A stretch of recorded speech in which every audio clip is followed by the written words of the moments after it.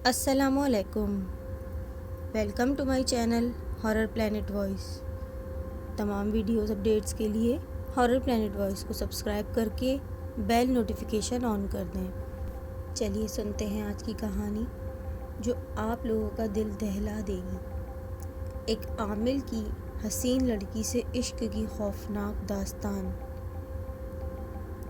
ये कहानी ऐसे बूढ़े शख्स तेजा की है जो अपनी जवानी के ज़माने में मौजूद भारत के शहर शाहजहानपुर में तकसीम से पहले घरों में लेपा पोती यानी सफ़ेदी करने वाले पेशे से वाबस्ता था। तेजा ने मुझे ये कहानी 1980 में उस वक्त सुनाई जब वो इत्तेफाक से मेरे घर में सफ़ेदी करने आया था। दरअसल इस बूढ़े शख्स तेजा ने मेरी स्टडी टेबल पर डरावनी कहानियों के कुछ शुमारे देखे थे, तो उसने मुझसे सवाल किया था, बाऊजी आपको डरावनी कहानियाँ पढ़ने का शौक़ है? मैंने जवाबन कहा, डरावनी कहानियाँ सिर्फ पढ़ता ही नहीं बल्कि लिखता भी हूँ। इस पर इस बूढ़े शख्स ने कहा, मैं अपनी ज़िंदगी में बीती अपनी आँखों देखी ऐसी माफूकुल फितरत कहानी सुनाऊंगा कि आप हैरान रह जाएंगे, और जब आप ये कहानी अपने पढ़ने वालों के लिए लिखेंगे तो वो उसे ज़रूर पसंद फरमाएंगे। वो एक इतवार सुबह के वक्त मेरे घर आया। चाय वगैरह से फारिग होकर उसने अपनी कहानी यूं बयान की थी, मेरा नाम तमीज़ुद्दीन है, लेकिन ये बिगड़कर तेजा पड़ गया है। हम जद्दी पुश्ती रंगो रोगन और सफ़ेदी करने वाले हैं। मेरे मरहूम बाप का नाम शबराती था। वो अपने ज़माने का बड़ा मशहूर चूना मास्टर यानी सफ़ेदी करने वाला था। मेरे बाप ने एक हिंदू रंगसाज जिसका नाम तलवारी राम था उसको अपने साथ रखा हुआ था। मेरे बाप ने शाहजहानपुर की एक मार्केट में छोटी सी दुकान खोली हुई थी जिसके बोर्ड पर लिखा हुआ था कि यहाँ कलई करने वाले, रंग साज और लेपा पोती कराने की सहूलत मौजूद है। माशाल्लाह दुकान अच्छी चला करती थी। मेरे बाप ने मुझे तलवारी राम के साथ रंगो रोगन का काम सीखने और उसकी मदद के लिए उसके साथ रख लिया था। मेरी उस वक्त उम्र बमुश्किल 16 साल होगी। उस ज़माने में सफ़ेदी करने वाले मज़दूर को 2.5 रुपये रोज़ मिला करते थे। एक दिन हमारी दुकान में लरसता हाँफता बूढ़ा शख्स पुरानी सी साइकिल पर आया और उसने अब्बा के बारे में पूछा। मैंने उसे बताया कि वो नमाज़ पढ़ने गए हुए हैं, आते ही होंगे। उसने कहा, बेटा मेरी मालकिन ने अपने घर की सफ़ेदी और घर के दरवाज़ों खिड़कियों को पेंट करवाना है। तुम ज़रा हमारे साथ चलकर काम देख लो कि चूना और रंग पर कितना खर्चा आएगा और काम में कितने दिन लगेंगे। अभी वो मुझसे बातें कर ही रहा था कि अब्बा नमाज से आ गए। उस बूढ़े को वो इत्तेफाक से जानते भी थे। अलग सलग के बाद उन्होंने बूढ़े से पूछा, तुम्हारी मालकिन बहुत अरसे बाद अपने मकान की सफ़ेदी और पेंट करवा रही हैं, खैरियत तो है? इस पर बूढ़े ने कहा, बम्बई से मालकिन की बड़ी बेटी अपने शौहर और बच्चों के साथ आ रही हैं। घर की हालत बहुत ख़राब है। अब्बा ने मुझे अपने साथ लेते हुए इस बूढ़े को कहा कि तुम अपनी साइकिल पर घर पहुंचो, हम पीछे आते हैं। हम जब तांगे पे बैठकर अपनी मंजिल पर पहुंचे तो लंबाई में 3 मंजिला ऊंचा एक हवेली नुमा मकान हमारे सामने था, जबकि दरो दीवार इंतहाई बेरौनक, बेज़ौक़ व बेरंग थे। जगह जगह से प्लस्तर छड़ा हुआ था। बहरहाल जब हम उस घर में दाखिल हुए तो वहाँ अजीब सी नहूसत, सलेन और पुरस्रारियत का माहौल पाया। लगता है यहाँ लोग नहीं रहते, अब्बा ने इस बूढ़े से खुद ही सवाल किया था। हाँ, बस इस घर की मकानियत सिर्फ 2 अफराद, मालकिन और मुझ पर मुश्तमिल है। फिर मन्नू बाबा हमें एक बड़े कमरे में ले आए। वहाँ खासा अंधेरा था। कोने में पड़ी चारपाई पर एक अच्छी खासी उम्र की बुढ़िया बैठी हुई थी। हमने इसे बगौर देखा। यकीनन इसकी उम्र इस वक्त 90 बरस के लपेटे में होगी। बर्फ़ जैसे सफ़ेद बाल और उस पर झुर्रियों ज़दा चेहरे पर पलकें भी उजली रुई की मानिंद थीं। मालकिन ये सफ़ेदी वाले शबराती मास्टर आ गए हैं, चिल्लाते हुए कहा। उस बूढ़ी औरत ने कहा, आपने घर की हालत तो देख ली है, कितनी गंदी है। बरसों हो गए हैं इसकी छत, दीवारों, खिड़कियों, दरवाज़ों को चूना और रंगो रोगन को देखे हुए। हाँ बेगम साहिबा, नज़र आ रहा है। بیگم صاحبہ، گھر کے در و دیوار کی حالت بہت ناگفتبا ہے۔ ان کی سفیدی اور پینٹ کے کام میں کم از کم مہینہ بھر لگے گا اور کافی خرچہ بھی آئے گا۔ ارے بیٹا، تم میرے بیٹے کی طرح ہو۔ ایسا کرو، منو بھائی سے راج مزدوری کے لیے جتنے پیسے لینے چاہو لے لو اور میرا یہ کام کر دو۔ یہ مجھ بڑھیا پر تمہارا احسان ہوگا۔ کوئی بات نہیں بیگم صاحبہ۔ کام بڑی تیزی سے جاری تھا کہ ایک روز اچانک کام کے دوران ابا سیڑھی سے پھسل جانے سے گر گئے۔ ان کی کمر میں کچھ ایسی چوٹ آئی تھی کہ وہ کام کے قابل نہیں رہے تھے اور انہوں نے اپنی جگہ ایک ہندو کام کرنے والے کو بلا لیا تھا جس کا نام مدھو سنگھ تھا۔ آج صبح جب میں کام کر رہا تھا تو اوپر کسی کے چلنے کی آہٹ سنی۔ میں نے منو بابا سے کہا تو انہوں نے نحیف سا غصہ اپنے ماتھے کی شکنوں میں نمایاں کیا اور مجھے قدرے ڈانٹتے ہوئے بولے، بیٹا اپنے کام سے کام رکھو، تمہیں ہماری ذاتی زندگی میں دخل دینے کا کوئی حق نہیں ہے۔ میں اپنا منہ لے کر رہ گیا۔ کام سے فارغ ہو کر گھر گیا تو وہاں میں نے چارپائی پر لیٹے چوٹوں سے کراتے ہوئے ابا سے کہا، مجھے اس گھر میں خوف آتا ہے، لہٰذا میں آئندہ ادھر کام کرنے نہیں جاؤں گا۔ ابا نے مجھے ڈانٹتے ہوئے کہا، ارے کم وقت، میں نے اس مکان کا ٹھیکہ لیا ہوا ہے، زبان دی ہوئی ہے، ہمیں کیا کرنا کہ وہاں کوئی اوپر سایہ ہے یا کوئی تیسرا بھی ہے تو کل صبح اپنے دونوں ساتھیوں کے ساتھ کام پر جا۔ 2 دن بعد میں نے منو بابا سے کہا کہ مجھے چونا کھولنے کے لیے ڈرم چاہیے۔ بڑا ڈرم ہمارے پاس موجود ہے لیکن وہ سب سے اوپر والی چھت کے اسٹور پر ہے۔ منو بابا نے ایک لمحے کچھ سوچا اور پھر گہرا سانس اپنے اندر کھینچتے ہوئے بولے، تم تینوں میری مدد کے لیے اوپر آؤ۔ وہ آگے آگے اور ہم ڈرتے ڈرتے ان کے پیچھے سیڑھیاں چڑھ رہے تھے تو ہمیں انہوں نے ایک جھٹکے سے روکتے ہوئے کہا، اوپر ذرا احتیاط سے آنا، وہ دراصل چھت پر چھوٹی بیوی رہتی ہیں۔ وہ چھت پہ رہتی ہیں؟ تم یہاں مزدوری کرنے نہیں، شاید ہمیں کھوجنے آئے ہو۔ معافی چاہتا ہوں بزرگوں، تلواری نے فوراً معافی مانگ لی تھی۔ ہم تینوں چھت پر پہنچے تو وہاں یہ منظر دیکھ کر ایک دبلی پتلی عورت جو کہ شکل و صورت سے حسین ناک نقشے کی مالک تھی، اس کا قد بھی بڑا اچھا تھا، وہ بڑی خاموشی سے لیکن بے چینی کے عالم میں چھت پر ٹہلنے والے انداز میں مسلسل یوں چکر لگائے جا رہی تھی جیسے کوئی پھرکی والی موٹر اس کے پاؤں میں لگی ہوئی ہو۔ اس کی آنکھیں مسلسل اس طرح گھوم رہی تھیں جیسے وہ کسی کو تلاش کر رہی ہو۔ ہم نے اس پر ایک سرسری نگاہ ڈالی تھی اور منو بابا کے ساتھ اسٹور کے اندر گھس گئے اور وہاں سے پہلے وہ سامان نکالنا شروع کیا جس میں ڈرم پھنسا ہوا تھا۔ منو بابا تلواری رام اور مدھو سنگھ کے اسٹور کے اندر تھے جبکہ میں باہر تھا اور بہانے بہانے سے اس عورت کی جانب دیکھ رہا تھا۔ وہ یقیناً بڑی پراسرار لگ رہی تھی۔ وہ ایسی کیوں تھی؟ یہ سوال میرے لیے تجسس کا باعث بن رہا تھا، لیکن سچی بات ہے میری ہمت نہیں پڑ رہی تھی کہ میں منو بابا سے اس پراسرار عورت کے بارے میں پوچھوں، اور پھر موقع ہی نہیں ملا۔ ایک دن بوڑھی اماں نے مجھے خصوصی طور پر دوسری منزل پر اپنے پاس بلا کر کہا، بیٹا تمیز الدین، مجھے تو آج ہی تلواری رام نے بتلایا کہ تمہارے ابا جو سیڑھی پھسلنے کی وجہ سے گرے تھے اب ان کی حالت بہت بری ہو گئی ہے۔ اس نگوڑے منو بابا نے تو مجھے کچھ بتلایا تک نہیں۔ بیٹا ہمیں معاف کرنا، ہم تو پہلے ہی اپنی زندگی کے عذاب جیسے امتحان میں مبتلا ہیں، خدا ہمیں موت بھی آسانی سے نہیں دیتا۔ جی آپ تو بہت محبت کرنے والی بزرگ ہیں، اللہ آپ کو طویل زندگی دے۔ پھر وہ مجھے دعائیں دینے لگیں اور کہنے لگیں کہ میں تو اپنی موت کی دعا کر رہی ہوں اور خدا میری بیٹی پر رحم فرمائے، دعا کرو اس بے قصور کی سزا کسی طرح ختم ہو جائے۔ انہوں نے جب اپنے منہ سے یہ الفاظ ادا کیے کہ خدا میری بے قصور بیٹی کی سزا ختم کر دے تو میرے کان کھڑے ہو گئے تھے۔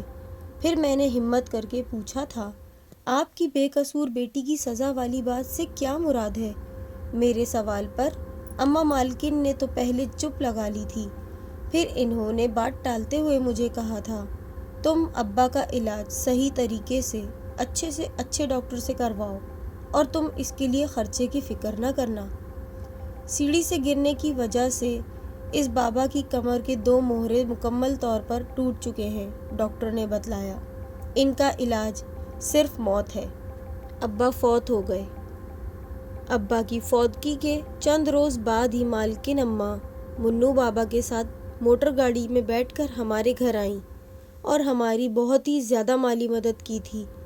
وہ جانے سے پہلے میری اماں سے معافی مانگتے ہوئے بولی تھیں، ہم تمہارے خاوند کے قاتل ہیں، کاش ہم ماسٹر شبراتی کو اپنے گھر پر چونے پینٹ کے لیے نہ بلواتے۔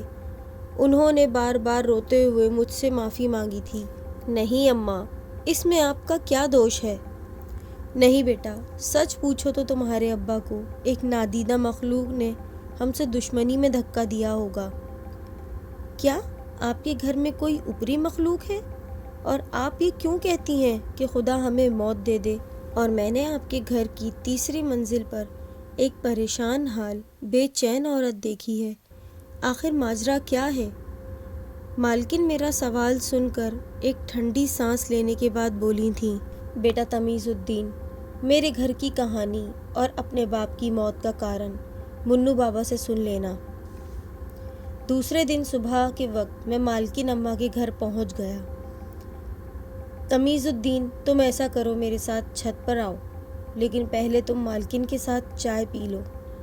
چائے پانی کے بعد منو بابا نے مجھے اوپر سیڑھیوں کی جانب جانے کا اشارہ کیا تھا، اور جب ان کے ساتھ چھت پر پہنچا تو وہاں اس عورت کو اسی طرح بے چین مسلسل ٹہلتے ہوئے دیکھا تھا۔ اس کے چلتے قدموں میں ایک لمحے کے لیے بھی وقف نہ تھا۔ میری نگاہیں اس عورت کے قطب الحواس سراپے کا طواف کر رہی تھیں کہ منو بابا نے میری توجہ اپنی جانب کرواتے ہوئے کہا تھا، میں کبھی کسی قیمت پر اس گھر کے تاریک گوشوں سے پردہ نہ اٹھاتا، لیکن مالکن کے حکم نے مجھے اپنی زبان کھولنے پر مجبور کر دیا ہے۔ بیٹا، تم جو یہ سناٹے سے بھرا گھر، پراسرار گھر، ٹہلتی خاموش لڑکی کو دیکھ رہے ہو، باخدا پہلے ایسی نہ تھی۔ یہ تو بہت شوخ و چنچل، ایم اے پاس، پڑھی لکھی باشعور لڑکی تھی، اور اس گھر میں خوشیاں رقص کرتی تھیں۔ اس لڑکی کا نام رانی ہے۔ یہ اپنی بڑی بہن پروین کے بعد دوسرے نمبر پر تھی۔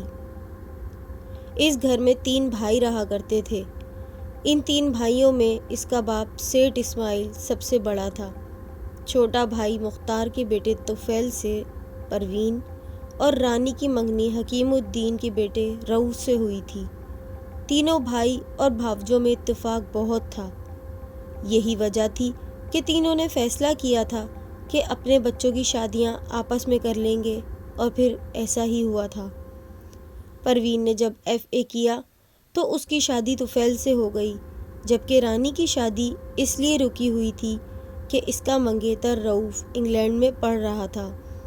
اسی دوران مختار یعنی پروین کے سسر کو بمبئی میں اچھا مکان مل گیا تھا، لہٰذا پروین کو وہاں جانا پڑا تھا۔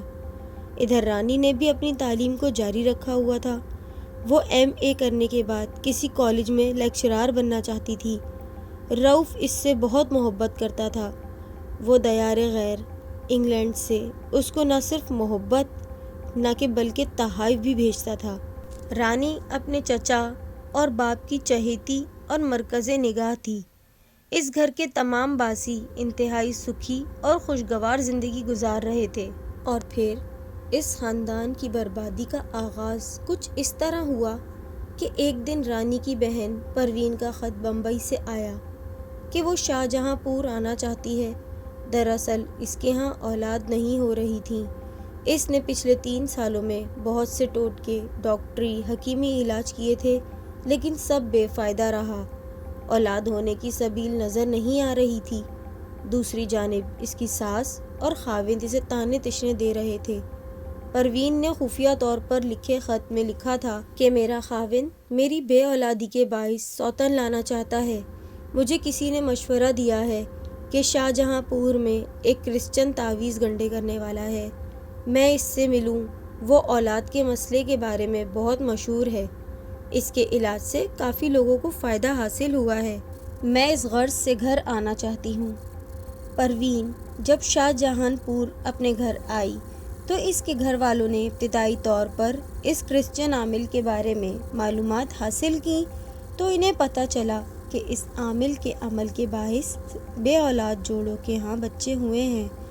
پروین کے ماں باپ نے اپنی بیٹی کو اجازت دے دی تھی کہ وہ مذکورہ کرسچن عامل کے پاس چلی جائے۔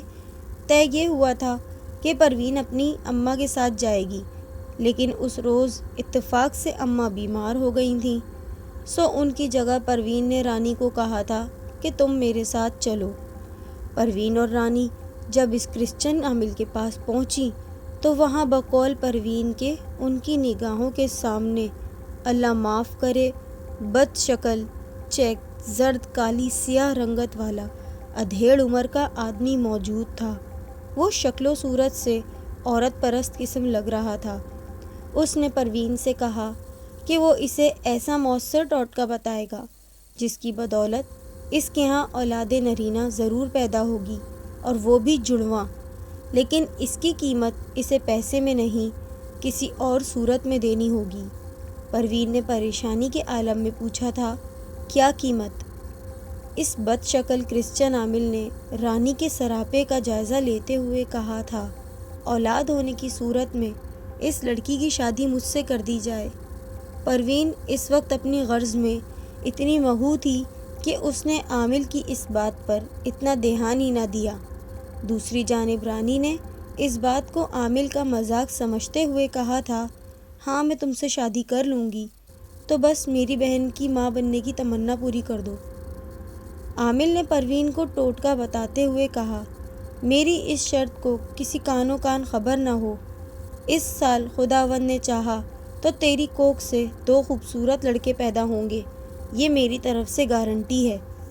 اس کی یہ بات سن کر پروین نے اپنے پرس سے اس زمانے کے لحاظ سے 100 روپے جب کرسچن عامل کو دیے تو اس نے اسے واپس کر دیے۔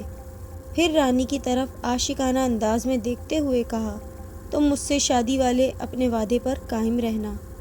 پروین جو ٹوٹکا ملنے کے بعد عامل کی جانب سے 2 بیٹوں کی خوشخبری سن کر پاگل ہو رہی تھی، اس نے عامل کے منہ سے نکلے ہوئے رانی کے بارے میں الفاظوں پر غور بھی نہ کیا، اور پھر 9 ماہ بعد واقعی پروین کے ہاں 2 خوبصورت جڑواں بیٹوں نے جنم لیا، اور وہ اپنے سسرال، خاوند اور خاندان میں سرخرو ہو گئی تھی۔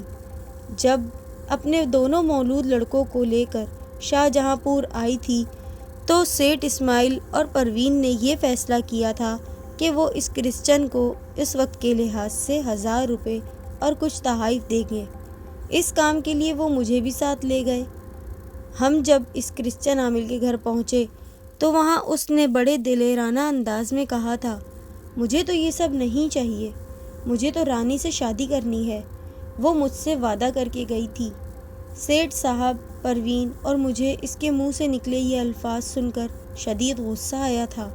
منہ سنبھال کر بات کر بے غیرت، سیٹھ صاحب نے اسے ڈانٹتے ہوئے کہا۔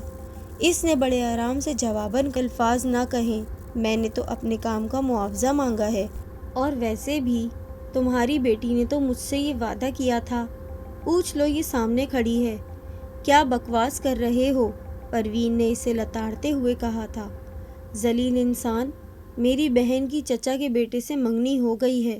اور پھر پروین نے اپنی برداشت کے دائرے سے نکلتے ہوئے اس کے منہ پر ایک زوردار تھپڑ رسید کر دیا، اور ساتھ ہی میں نے اور اسماعیل صاحب نے اس کو بہت برا بلا کہا تھا۔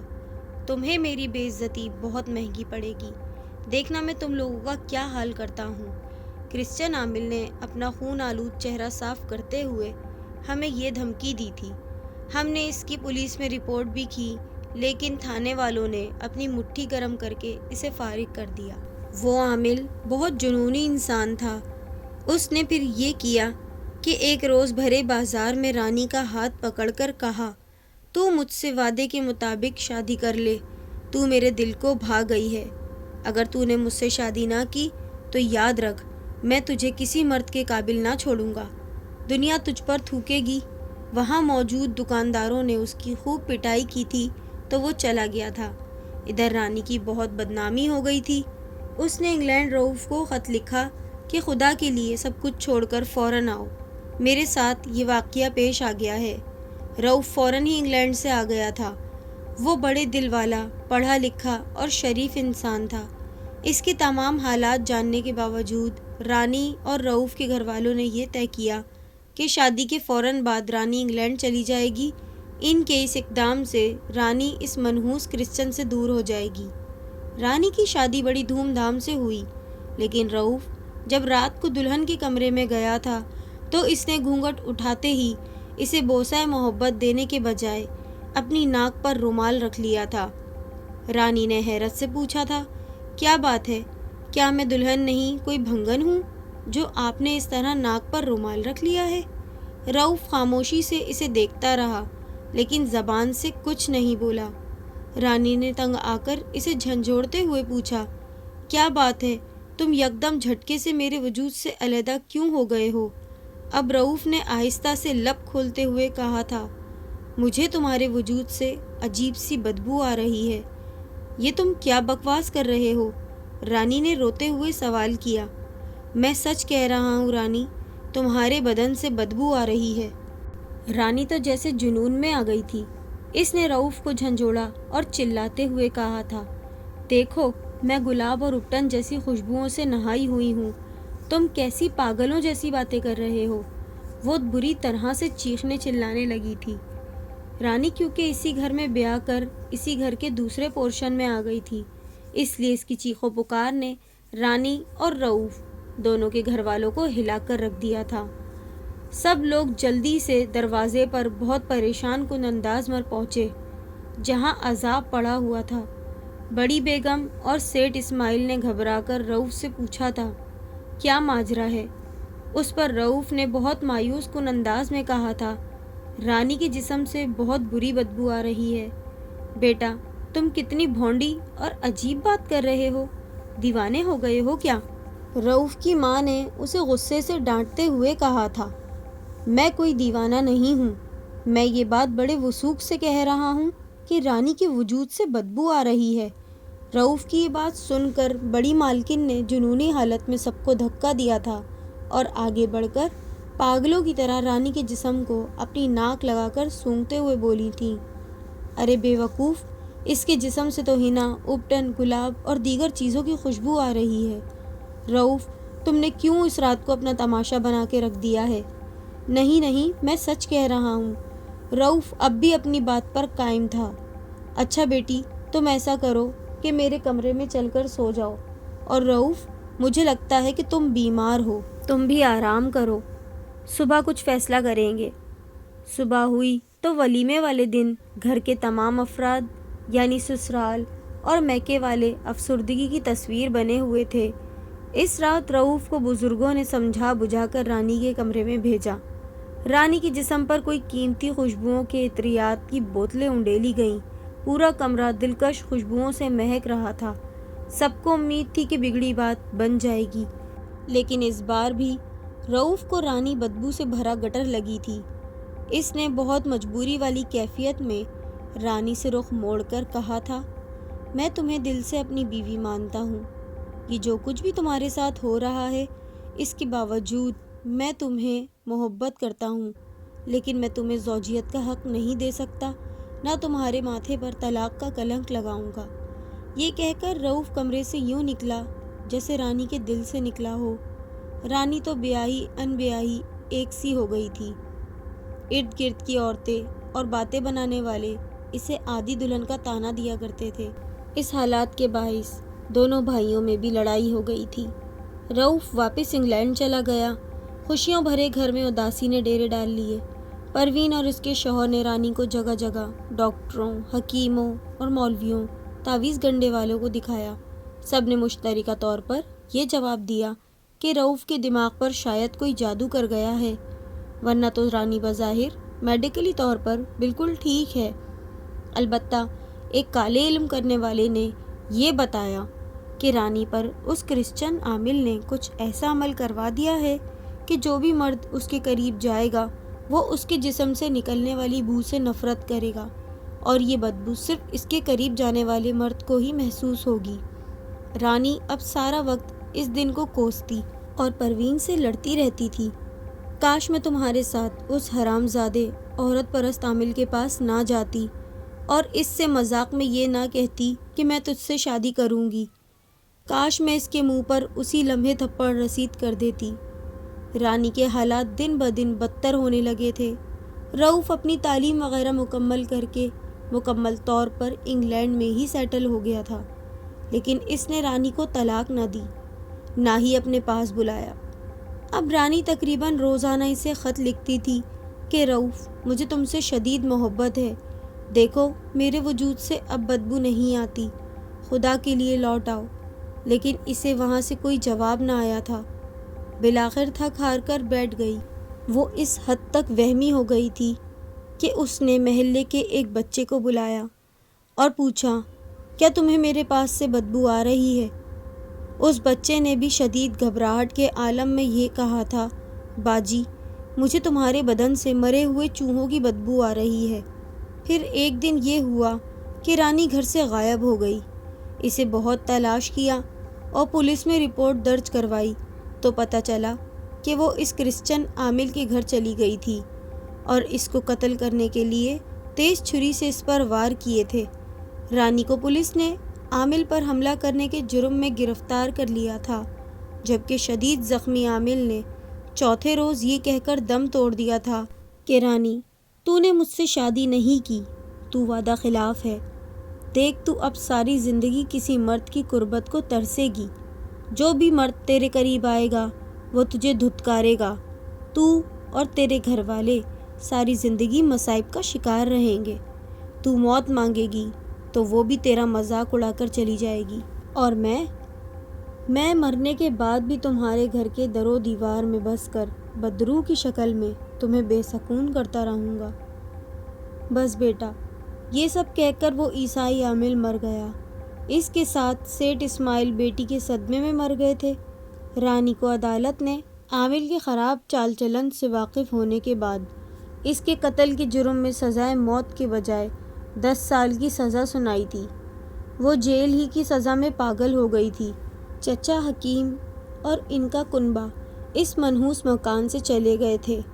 اب اس گھر میں بڑی مالکن اور رانی بی بی ہیں۔ اور بیٹا، ہو سکے تو ہمیں معاف کر دینا۔ ہم اگرچہ تمہارے ابا کی بے وقت موت کے ذمہ دار تو نہیں، لیکن بدقسمتی سے یہ گھر اس کا باعث بنا۔ وہ خبیث عامل تو مر گیا، لیکن اس کی روح اب بھی اس گھر کے در و دیوار میں ہمارا سکون اور خوشیوں کو برباد کرنے کے لیے ہمیشہ موجود رہتی ہے۔ اس کی بھٹکتی روح جب کبھی بھی دیکھتی ہے کہ اس گھر کو سجایا جا رہا ہے یا اس کی خوشیوں کا کوئی سامان ہو رہا ہے تو وہ کسی ہیلے بہانے سے اسے پامال کر دیتی ہے۔ اس روز جب تمہارے ابا، تم اور تلواری رام چونے اور پینٹ کا کام کر رہے تھے تو میں بڑی مالکن کے کمرے میں موجود ان کی معمول کی دوائی بنا رہا تھا، تو اچانک میرے ہاتھ سے دوائی کی شیشی بے اختیار گر کر ٹوٹ گئی تھی، اور اس کے ساتھ ہی مجھے در و دیوار میں پراسرار سا ارتعاش محسوس ہوا تھا۔ یہ سب کچھ بس میں محسوس کرتا ہوں اور سمجھ جاتا ہوں کہ اس خبیث عامل کی روح کوئی شیطانی حرکت کرنا چاہ رہی ہے۔ بس اسی لمحے نیچے سے تمہارے ابا کی سیڑھی سے گرنے کی آواز آئی۔ ظالم عامل کی روح اپنا کام کر چکی تھی۔ منو بابا نے یہ کہانی مکمل کرنے کے بعد مجھ سے کہا، بیٹا میری تم سے استدعا ہے کہ تم نیچے اتر کر اب کہیں رکنا نہیں، سیدھے اپنے گھر جانا اور کبھی اس طرف لوٹ کر نہ آنا۔ میں نے اس گھر سے نکلتے ہوئے جب آخری بار بے چینی سے ٹہلتے ہوئے رانی کو دیکھا تو وہ اپنے بازوؤں کو مسلسل سونگھے جا رہی تھی۔